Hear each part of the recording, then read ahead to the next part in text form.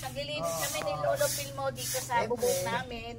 Siyempre, ayaw naman ng ayaw naman ng mga dinaukulang maglinis. Kaya, ito yung mga mangga, yung mga sanga nila, yung dahon na tuyo, bumabaksak dito sa bubong namin. Hindi to sa amin, mga lalabs. Sa kapitbahay namin. Wala namang problema. Kaya pag may bunga, sa amin.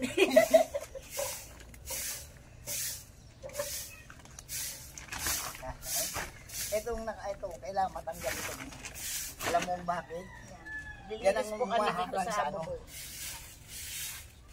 Ng bulaklak ng bulaklak ng pusa, naghalo.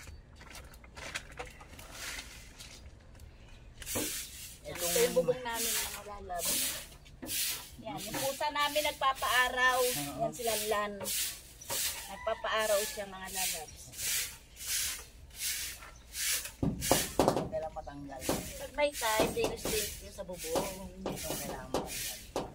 Itong malakas kabara dyan sa mga Tumutulo kasi mga lalabs pag umuulan. Pag wala nang madaanan. Tumutulo dito sa alulod. Wala nang madaanan ng tubig kung saan nalulunod yan. Bumabara kasi po yung mga dahon-dahon at mga sanga pag hindi po sila nilinis.